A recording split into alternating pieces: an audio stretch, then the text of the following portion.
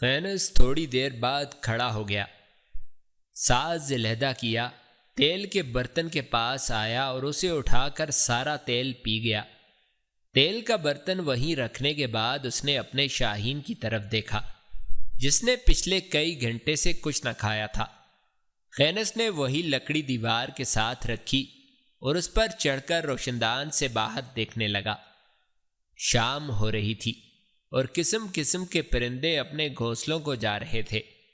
خینس نے اپنا ہاتھ آگے لہرایا اور شاہین اڑ کر اس کے ہاتھ پر آ کر بیٹھ گیا۔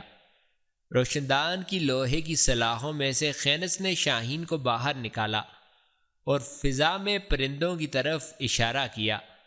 تھوڑی دیر بعد شاہین 2 پرندوں کو دبوچ لایا۔ خینس نے پھر اسے واپس بھیج دیا۔ اسی طرح وہ 10-12 پرندے پکڑنے میں کامیاب ہو گیا۔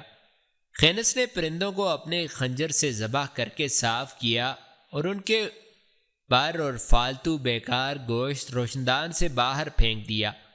پہلے شاہین کو پیٹ بھر کے گوشت کھلایا اور اس کے بعد سارے پرندوں کو اس نے آگ پر بھون لیا۔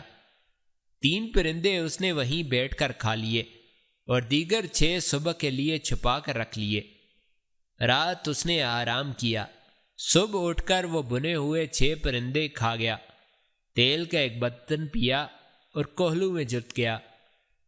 وہ لوگ صرف شام کو اسے ایک روٹی اور پانی کی طرح تھوڑا سا شوربہ دیتے تھے، مگر خینس تیل پی کر اور روشندان میں سے پرندوں کا شکار کر کے گزارا کرتا رہا۔ اسی طرح اس کی صحت پر کوئی برا اثر نہ پڑا، بلکہ تیل پینے سے اس میں اور زیادہ قوت پیدا ہو گئی تھی۔ اس حالت میں پورا ایک ہفتہ گزر گیا۔ خینس رات کے بنے ہوئے پرندے کھانے کے بعد تیل پی کر اپنے آپ کو کوہلو میں جوت رہا تھا کہ چرچراہٹ کے ساتھ تہ خانے کا دروازہ کھلا اور بوڑھا خضر مسلح جوانوں کے ساتھ اندر آیا اور خینس کے قریب ہوتے ہوئے کہا، اس ساز کو اتار دو، تمہارے دن پورے ہو گئے، آج تمہارے مقابلے کا دن ہے۔ پھر خینس کے اور زیادہ قریب ہو کر کہا، اس مقابلے کی میں نے تمہیں پہلے ہی تنبیہ کر دی تھی، اگر تم خدا پر یقین رکھتے ہو تو اس سے اپنی سلامتی کی دعا مانگو۔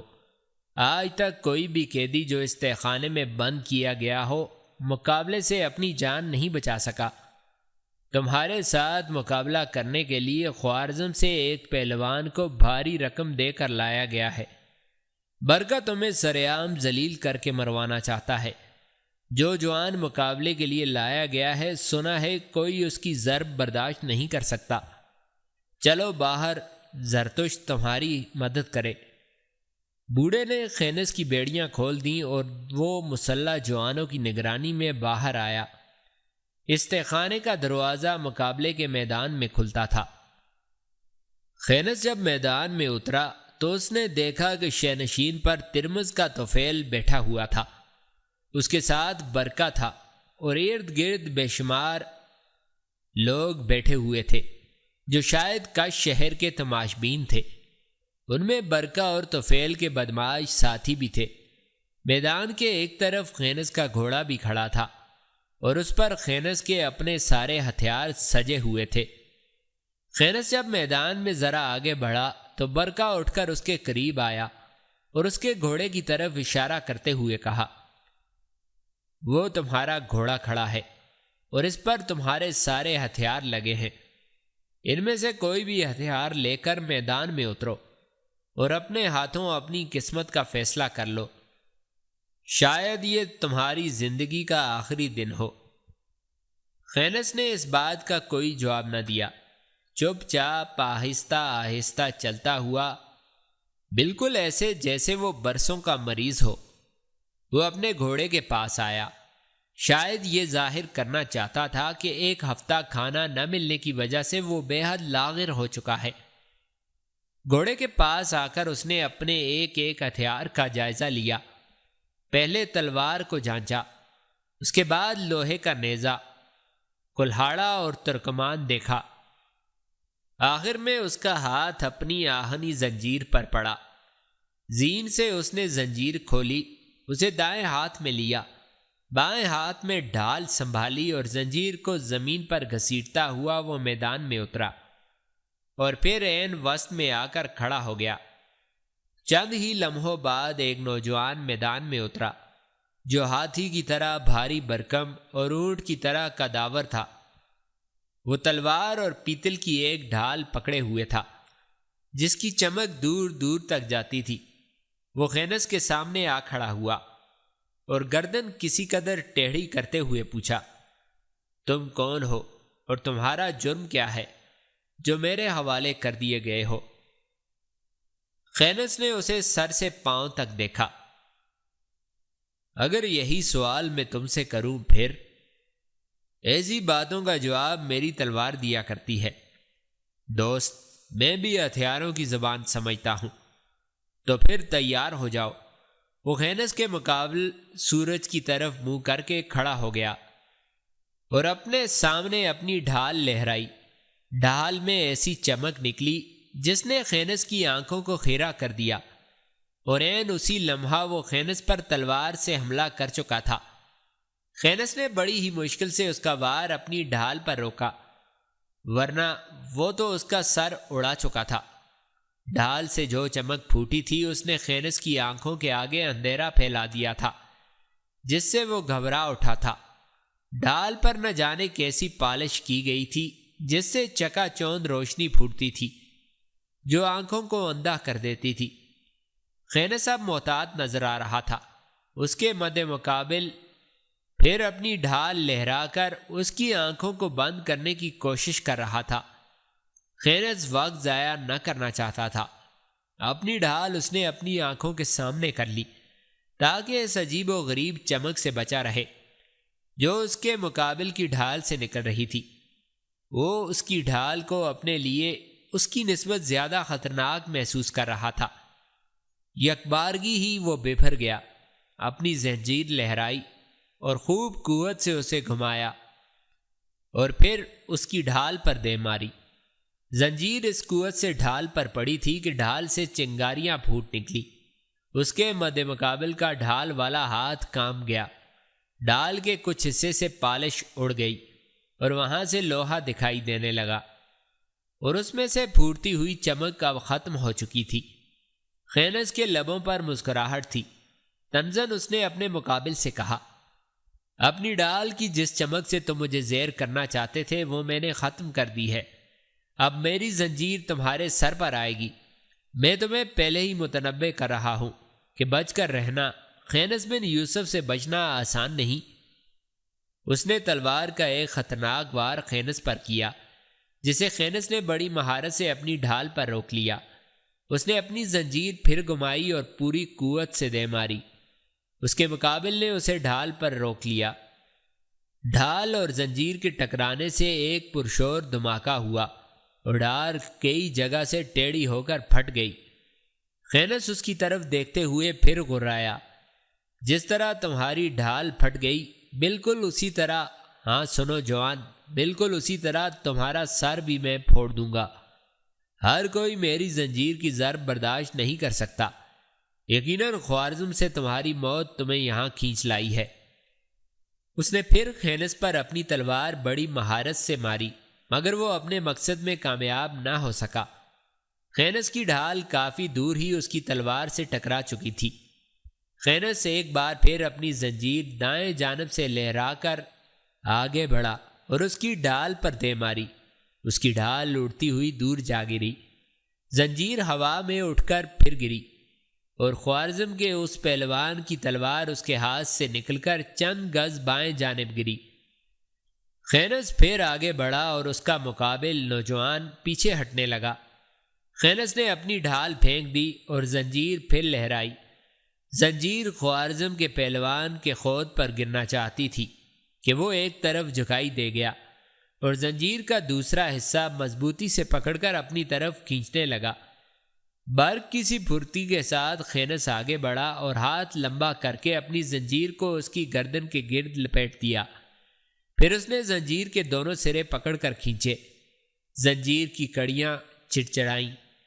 خوارزم کے اس جوان کی زبان باہر نکل آئی اور وہ ختم ہو کر وہیں زمین پر گر گیا۔ خینس چند لمحوں تک اس کی لاش پر پاؤں رکھ کے کھڑا رہا، پھر اپنی زنجیر اس پر گھسیٹتا ہوا وہ میدان کے وسط میں آ کر کھڑا ہو گیا اور طفیل اور برکہ کے رد عمل کا انتظار کرنے لگا۔ وہ دونوں اٹھ کر میدان کے باہر نکل گئے۔ بوڑھا خضر انہی مسلح جوانوں کے ساتھ اس تہخانے میں خینس کو لایا اور اسے بیڑیاں پہنانے لگا۔ خینس نے پہلی بار اسے مخاطب کیا، درد مند دل رکھنے والے بوڑھے خضر، کیا میں پوچھ سکتا ہوں اب میرے ساتھ کیا سلوک کیا جائے گا؟ خضر نے مدھم آواز میں کہا، بہادر نوجوان، تمہارے متعلق میں نے سن رکھا تھا کہ تم بھیڑیے اور طاقت کے دیوتا ہو۔ آج تم نے ثابت کر دیا ہے کہ تمہارا مقابلہ ممکن نہیں۔ ایک ہفتہ تمہیں پھر اس تہخانے میں رکھا جائے گا تاکہ تم اور کمزور ہو جاؤ، اور پورے 7 روز بعد تمہیں پھر مقابلے کے میدان میں لایا جائے گا، اور تمہارے مقابلے میں ایسے 2 جوان لائے جائیں گے جس طرح کے جوان سے آج تمہارا مقابلہ ہوا ہے۔ خینس نے اطمینان سے جواب دیا، بوڑھے خضر، جب تک میرا خدا مجھے زندہ رکھنا چاہتا ہے ایسے بے شمار نوجوان میرا کچھ نہیں بگاڑ سکتے۔ تم دیکھنا اگلی بار بھی میں مقابلے کے میدان سے اپنی زنجیر کامیابی کے ساتھ گھسیٹتا ہوا باہر نکلوں گا۔ بوڑھا خضر باہر چلا گیا اور تہخانے کا دروازہ بند ہو گیا۔ خینس پورا دن کوہلو چلاتا رہا۔ شام سے ذرا پہلے اس کا کھانا آ گیا، صرف 1 چپاتی اور 2 گھونٹ شوربہ تھا۔ حسب معمول کھانا کھا کر اس نے تیل پیا۔ اپنے شاہین سے پرندوں کا شکار کرنے کی خاطر وہ دیوار سے کھڑی لکڑی پر چڑھا اور روشندان سے اپنے شاہین کے ذریعے شکار کرنے لگا۔ شام ڈھلے تک جب تک کہ پرندے فضاؤں میں اڑتے رہے وہ شکار کر کے پرندے تہخانے میں پھینکتا رہا، اور جب شاہین نے خالی آنا شروع کر دیا تو وہ نیچے اتر آیا۔ سارے پرندے گنے، وہ 40 تھے۔ خینس نے سب کو صاف کر کے آگ پر بھون لیا، صرف 3 پرندے کھائے اور باقی اس نے اپنے بستر کے اندر چھپا کر رکھ دیے۔ پرندوں کے پروں میں سے ایک پر چن کر رکھ لیا۔ خینس نے سارے پر اور گندا گوشت باہر پھینکنے کے بعد اپنی قمیض کا ایک چھوٹا سا ٹکڑا پھاڑا اور آگ کے پاس آ کر بیٹھ گیا۔ اسے اپنے سامنے رکھا، پھر ابا کے اندر سے اپنا خنجر نکالا اور اپنی ران پر اس نے زخم لگایا۔ جب ران کے اس زخم سے خون بہنے لگا تو اس نے پھر خون میں ڈبویا اور کپڑے کے چھوٹے سے ٹکڑے پر جو اس نے اپنی قمیض سے پھاڑا تھا اس نے موٹا موٹا کر کے المدد لکھا۔ کپڑے کا وہ ٹکڑا اس نے شاہین کے پاؤں سے باندھ دیا اور پھر اسے روشندان سے باہر نکال کر فضا میں چھوڑ دیا۔ شاہین تھوڑی دیر تک اس تہخانے کے اوپر اڑتا رہا، پھر اس نے اپنا رخ تبدیل کیا اور شمال مغرب کی طرف اڑنے لگا۔ اس کا رخ بنو تمیم کی بستی فربار کی طرف تھا۔ خینس کچھ مطمئن دکھائی دے رہا تھا۔ آگ کے جلتے ہوئے الاؤ میں اس نے اور لکڑیاں ڈال دیں۔ بوسیدہ سے لحاف اور کمبل اس نے اپنے گرد لپیٹ لیے اور تہخانے کی دیوار سے ٹیک لگا کر نہ جانے وہ کیا سوچنے لگا۔ باہر ہلکی ہلکی بارش کے ساتھ برفباری بھی ہو رہی تھی اور برہنہ رات کی یخبستہ ہوائیں تہخانے کی دیواروں سے ٹکرا ٹکرا کر مہیب سا شور پیدا کر رہی تھی۔ 1 ہفتہ پھر گزر گیا۔ وہ لوگ خینس کو کم کھانا دے کر کمزور کر رہے تھے، مگر خینس تیل پی کر اور شکار کیے ہوئے پرندے کھا کر اپنی صحت کو نہ صرف برقرار رکھے ہوئے تھا بلکہ وہ پہلے سے بھی زیادہ توانائی اپنے آپ میں محسوس کر رہا تھا۔ ہفتے کے اسی دن جس دن کے پہلا مقابلہ ہوا تھا، صبح سویرے ہی تہخانے کا دروازہ کھلا۔ خینس کی بیڑیاں پھر کھول دی گئیں اور اسے مقابلے کے میدان میں لایا گیا۔ طفیل اور برکہ اسی طرح شہنشین پر بیٹھے ہوئے تھے۔ میدان میں پہلے کی مانند اس کا گھوڑا بھی کھڑا ہوا تھا۔ خینس نے چپ چاپ اپنی آہنی زنجیر کھولی، گھوڑے سے لٹکتی ہوئی اپنی زرہ اور آہنی خود پہنا اور زنجیر کو گھسیٹتا ہوا وہ میدان کے وسط میں آ کر کھڑا ہو گیا۔ اس روز میدان میں 2 تنومند جوان اترے۔ جو ہر لحاظ سے خینس کی نسبت بہتر طور پر مسلح تھے۔ وہ دونوں اس کے بائیں دائیں جانب آ کر کھڑے ہو گئے۔ ان کے ہاتھ میں چمکتی ہوئی تلواریں اور ڈھالیں تھیں، اور خینس کو وہ اس طرح دیکھنے لگے جس طرح بھوکے بھیڑیے بکری کی طرف دیکھتے ہیں۔ ارد گرد بیٹھے ہوئے لوگ بڑی بےتابی سے مقابلہ شروع ہونے کا انتظار کر رہے تھے۔ وہ جب حملہ کرنے کے لیے آگے بڑھے تو خینس نے اپنے چاروں طرف زنجیر گھمانا شروع کر دی۔ وہ دونوں پیچھے ہٹ کر اس کی زنجیر روکنے کی تدابیر کرنے لگے، مگر اسی لمحے خینس ان میں سے ایک پر بڑی پھرتی اور خونخواری سے حملہ آور ہوا۔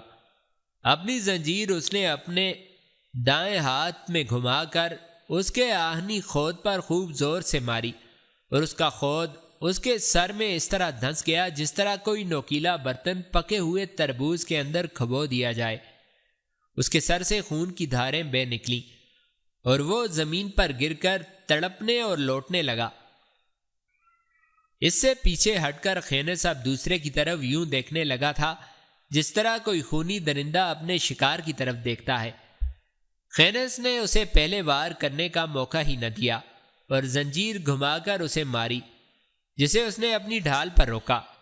ایک زوردار دھماکہ ہوا، اس کی ڈھال درمیان میں دھنس گئی اور پھٹ گئی۔ وہ بوکھلا گیا تھا، اور اسی بوکھلاہٹ میں اس نے خینس پر ایک وار کیا جو خالی گیا۔ اسی لمحے خینس نے اس کے سر پر زنجیر دے ماری اور اسے ڈھیر کر دیا۔ وہ میدان میں کھڑا ہو گیا۔ بوڑھا خضر مسلح جوانوں کے ساتھ میدان میں اترا اور اسے تہہ خانے کی طرف لے جانے لگا۔ جب وہ اسے بیڑیاں پہنا رہا تھا تو خینس نے بڑی ہی رازداری سے پوچھا، ہمدرد خضر، اب کیا ہوگا؟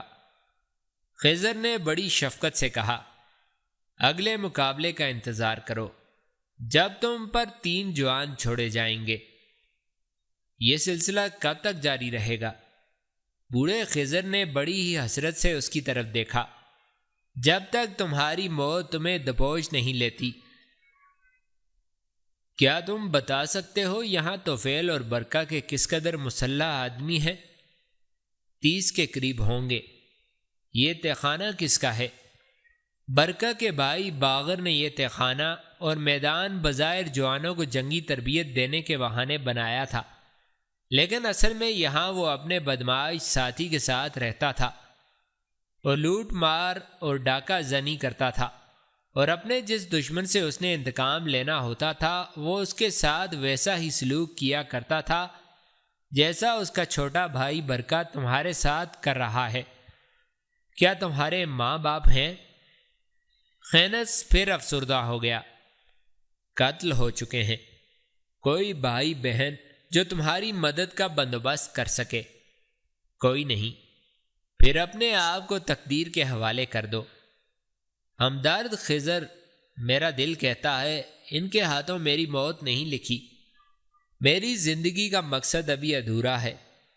خضر نے دکھتے ہوئے لہجے میں کہا، میرا دل کہتا ہے کسی روز اسی میدان میں تمہاری لاش خون میں لت پت پڑی تڑپ رہی ہوگی۔ میں نے بے شمار تن و من جوانوں کو بڑی بے بسی کے ساتھ اپنے آپ کو موت کے حوالے کرتے دیکھا ہے۔ اے طاقت کے دیوتا، یہ میدان موت کا میدان ہے، اور یہ لوگ دن بدن تمہاری طاقت کم کر کے تمہیں اس میدان میں بچھڑا ہوا دیکھنا چاہتے ہیں۔ ایسا کبھی نہیں ہوگا بوڑھے خضر، زرتشت کا خدا ایسا ہی کرے۔ کاش میں تمہاری کوئی مدد کر سکتا، مگر میں مجبور ہوں۔ طاقت کے دیوتا، کیا تم اس روشن دان کو اکھاڑ کر نہیں پھینک سکتے؟ یقیناً اکھاڑ دیتا اگر مجھے بیڑیاں نہ پہنائی گئی ہوتیں۔ ان بیڑیوں کو بھی توڑ دو، اس طرح میں خود بھی زخمی ہو جاؤں گا اور کسی کام کا نہ رہوں گا۔ یہ میں اس وقت کروں گا جب بالکل ہی مایوس ہو جاؤں گا۔ خضر اسے بیڑیاں پہنا چکا تھا، لہٰذا وہ تہہ خانے کا دروازہ بند کر کے چلا گیا۔ خینس نے ساز پہنا اور کوہلو چلانے لگا۔ شاہین راتوں رات ہی خینس کی بستی میں پہنچ گیا۔ اس نے 2-3 چکر بستی کے اوپر لگائے۔ رات کے سناٹے میں اس کے پاؤں سے بندھی ہوئی کتونا کی جھانجریں دل پسند سی موسیقی پیدا کر رہی تھیں۔ قبیلے کا ایک نوجوان جو بستی سے باہر اپنے ریوڑ کے باڑے میں سویا ہوا تھا، اس نے شاہین کی جھانجروں کی آواز سنی اور اندھیرے میں اسے پرواز کرتے ہوئے بھی دیکھا۔ وہ اٹھا اور بستی کی طرف بھاگ کھڑا ہوا۔ بھاگتا ہوا وہ جب خینس کے گھر میں داخل ہوا تو اس نے دیکھا کہ شاہین اس کے چھت کے اوپر بیٹھا ہوا تھا، جس کے نیچے کبھی خینس اپنا گھوڑا باندھا کرتا تھا۔ ڈرتے ڈرتے وہ آگے بڑھا۔ وہ خوفزدہ بھی تھا کہ شاہین اس پر حملہ ہی نہ کر دے، تاہم ہمت کر کے وہ آگے بڑھا اور پچکار کر اس نے شاہین کو پکڑ لیا۔ اس نے اندھیرے میں ٹٹول کر شاہین کا پاؤں دیکھا، پیغام اس کے ساتھ بندھا ہوا تھا۔ اس نے شاہین کو بغل میں لے کر اوپر چادر اوڑھ لی اور بھاگتا ہوا سردار حریم کے مکان پر آیا اور دروازے پر دستک دی۔ تھوڑی دیر بعد سردار حریم نے دروازہ کھولا اور آنکھیں ملتے ہوئے پوچھا، کون ہے؟ وہ نوجوان اندر گھس آیا اور بڑی رازداری سے کہا، میں خوارزم بن خزیمہ ہوں سردار۔ حریم نے دروازہ بند کر کے پوچھا، کیا بات ہے؟ تم گھبرائے ہوئے کیوں ہو؟ خینس بن یوسف کا کوئی پیغام آیا ہے سردار۔ کون لایا ہے پیغام؟ اس نے شاہین کو بغل سے نکال کر دکھایا۔ یہ دیکھو، اس کا شاہین ہے اور اس کے پاؤں کے ساتھ ایک کپڑا بندھا ہوا ہے، جس میں یقیناً کوئی پیغام ہے۔ میں اپنے ریوڑ میں سو رہا تھا کہ میں نے اسے بستی پر اڑتے دیکھ لیا، پھر یہ خینس کے ہاں اتر گیا اور میں اسے پکڑ کر سیدھا تمہارے پاس لے آیا۔ حریم نے اس کی پیٹھ تھپتھپائی۔ تم نے بہت اچھا کیا، میں تمہیں اس کا بھاری انعام دوں گا۔ خزیمہ نے بڑی دردمندی اور خلوص سے کہا، مجھے انعام کی ضرورت نہیں سردار، میرے لیے تمہاری خوشنودی ہی کافی ہے۔ سردار حریم نے اپنے سارے غلاموں کو جگا دیا۔ آن کی آن میں کئی مشعلیں روشن ہو گئیں۔ پھر اس نے شاہین کے پاؤں سے کپڑا کھولا اور روشنی میں پڑھا، لکھا تھا، المدد۔ سردار حریم پکار اٹھا، خدا کی قسم، خینس بن یوسف کسی مصیبت میں گرفتار ہو گیا ہے، اس نے مجھے مدد کے لیے پکارا ہے۔ پھر اس نے بآواز بلند کہا، لبیک یا بنی لبیک، میں حاضر ہوں میرے بیٹے، میں حاضر ہوں۔ خزیمہ نے ڈرتے ڈرتے پوچھا، اور کیا لکھا ہے سردار؟ حریم نے جلدی میں کہا، کچھ بھی نہیں، اس نے صرف مدد کے لیے پکارا ہے، یقیناً وہ کسی سخت مصیبت میں گرفتار ہے، ورنہ وہ کسی کو مدد کے لیے پکارنے والا نہیں۔ خزیمہ نے خدشہ ظاہر کیا، ہمیں کیا خبر وہ کہاں ہے؟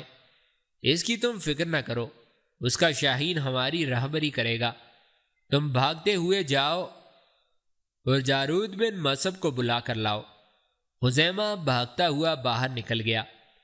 حریم نے ایک غلام کو آواز دی اور پھر اسے شاہین کو کچھ کھلانے کا کہہ کر بڑی بےتابی سے وہ اپنے صحن کے اندر ٹہلنے لگا۔ تھوڑی ہی دیر بعد خزیمہ ایک تنومند اور خوب کسے ہوئے جسم والے جوان کے ساتھ سردار حریم کے گھر میں داخل ہوا۔ وہ جارود بن مصب تھا۔ اس نے بڑے ادب سے حریم کو سلام کیا۔ حریم نے خینس کا پیغام اس کے ہاتھ میں دیتے ہوئے کہا، یہ دیکھو، خینس بن یوسف نے ہمیں مدد کے لیے پکارا ہے۔ میں چاہتا ہوں کہ تم قبیلے میں اپنے حلیف نوجوانوں میں سے 20 بہترین تیغزنوں کا انتخاب کرو اور ان کو ساتھ لے کر تم خینس کی مدد کو روانہ ہو جاؤ۔ میں اس معاملے میں تاخیر پسند نہیں کروں گا۔ جارود بن مصب نے وہ کپڑا مشعل کی روشنی میں پڑھا اور سردار سے کہا، یہ پیغام اگر اس کا شاہین لایا ہے تو یقیناً وہ کہیں پھنس چکا ہے اور اس موقع پر اس کی مدد کرنا ہمارا فرض ہے، خواہ ہمیں سردار وکی سے کتنی ہی دشمنی کیوں نہ خریدنی پڑے۔ حریم نے غرا کر کہا، خدا کی قسم، وکی اگر اس معاملے میں میرے آڑے آیا تو میں حالات کی نزاکت کی پرواہ کیے بغیر اس کی گردن اڑا دوں گا۔ میں اس پر ثابت کر دوں گا کہ اس نے سنہری سکوں سے کچھ نوجوانوں کو خرید رکھا ہے۔ اس کے باوجود سردار حریم قبیلے میں اتنا ہی مقبول ہے جتنا وہ۔ جارود نے نئی صلاح پیش کی۔ ہمیں ابھی کھل کر وکیل کے سامنے نہیں آنا چاہیے، حالات کا تقاضا یہی ہے۔ میرا ارادہ ہے میں 20 نوجوان لے کر آج ہی اندھیرے میں خینس کی مدد کو نکل جاؤں اور کسی کو پتہ تک نہ چلے کہ ہم خینس کی مدد کو گئے ہیں۔ کچھ عرصہ ہمیں اور اندر ہی اندر کام کرنا چاہیے۔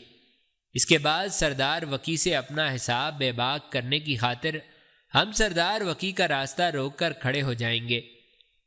سردار حریم نے تائید کی، تم ٹھیک کہتے ہو، تم 20 نوجوانوں کو لے کر میرے باغ میں پہنچو، میں ابھی وہاں پہنچتا ہوں اور خود تمہیں الوداع کہوں گا۔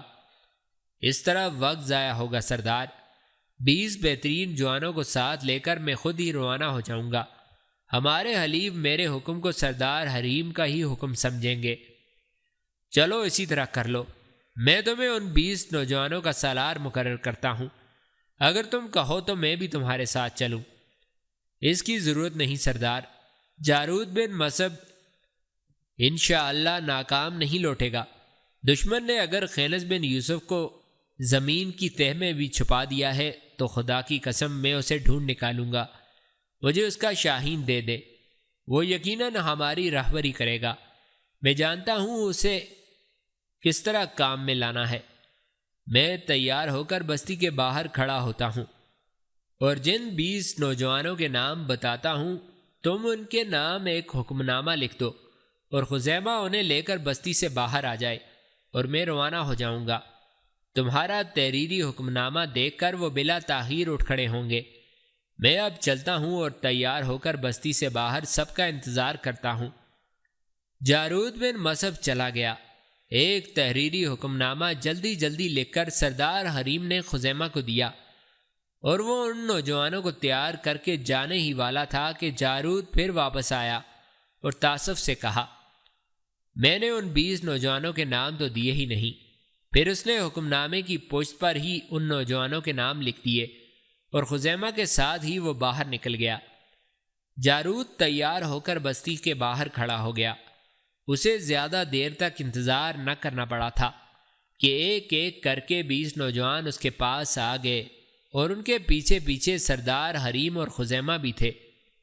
سردار حریم جارود کے قریب آیا اور ہاتھ میں پکڑا ہوا خینس کا شاہین اسے تھماتے ہوئے کہا، تم اسے بھول ہی گئے تھے، اب تم روانہ ہو جاؤ، میں تمہیں خدا حافظ کہتا ہوں۔ جارود نے شاہین کو دونوں ہاتھوں میں لے کر فضا میں چھوڑتے ہوئے کہا، اے پرندوں کے شہنشاہ، چل بتا تیرا مالک کہاں ہے۔ شاہین فضا میں ایک طرف اڑنے لگا اور جارود بن مصعب اپنے 20 سواروں کے ساتھ اس کے پیچھے پیچھے روانہ ہو گیا۔ عشاء کی نماز پڑھنے کے بعد خینس تاریک اور سرد تہ خانے میں سونے کی تیاری کر رہا تھا کہ اس کا شاہین روشن دان میں سے تہ خانے میں داخل ہوا اور اس کے شانے پر آ کر بیٹھ گیا۔ خینس نے اسے اپنے ہاتھوں میں لے کر اس کا سر چوم لیا۔ کیا خبر لائے ہو میرے دوست؟ شاہین پر پھڑپھڑا کر عجیب طرح کی آوازیں نکالنے لگا۔ اتنے میں روشن دان میں کسی نے کمند اندر پھینکی۔ خینس فوراً ادھر متوجہ ہو گیا۔ کمند روشن دان میں پھنس گئی تھی اور کوئی اسے کھینچ کر اس کی مضبوطی کا اندازہ لگا رہا تھا۔ خینس نے تہ خانے میں پڑی ہوئی لکڑی جلدی دیوار کے ساتھ کھڑی کی اور اس پر چڑھ کر وہ اپنا منہ روشندان کے پاس لے گیا۔ باہر گب اندھیرا تھا اور اسے کچھ نظر نہ آ رہا تھا، تاہم اس نے محسوس کیا کہ باہر سے جو کمند پھینکی گئی تھی اس پر کوئی چڑھ رہا ہے۔ تھوڑی دیر بعد کسی نے روشندان پر منہ رکھتے ہوئے کہا، خینس۔ خینس نے اسی کے لہجے میں کہا، ہاں میں خینس بن یوسف ہوں، تم کون ہو؟ آواز پھر آئی، میں جارود بن مصعب ہوں اور تمہاری مدد کو آیا ہوں۔ تمہارے شاہین نے ہماری راہبری کی ہے، وہ اس روشندان میں گھسا تھا، میں نے اندازہ لگایا کہ تم یہیں ہو۔ کس نے تمہیں یہاں باندھ رکھا ہے؟ طفیل اور اس کے بدمعاش ساتھیوں نے۔ اس تہ خانے کا دروازہ کدھر ہے؟ شمال کی جانب۔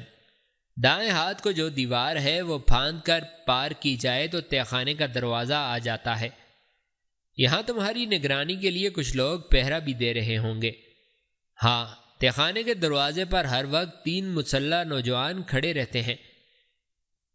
کیا تہ خانے کا دروازہ توڑا جا سکتا ہے؟ نہیں۔ پھر بتاؤ ہمیں کیا کرنا چاہیے؟ اس روشندان کو اکھاڑ دو۔ یہ کام تو تم اکیلے بھی اندر سے کر سکتے تھے۔ میں بیڑیوں میں جکڑا ہوا ہوں۔ اچھا ٹھہرو، میں پہلے پہرے داروں پر ہاتھ صاف کر آؤں۔ تمہارے ساتھ قبیلے کے کتنے جوان ہیں؟ 20۔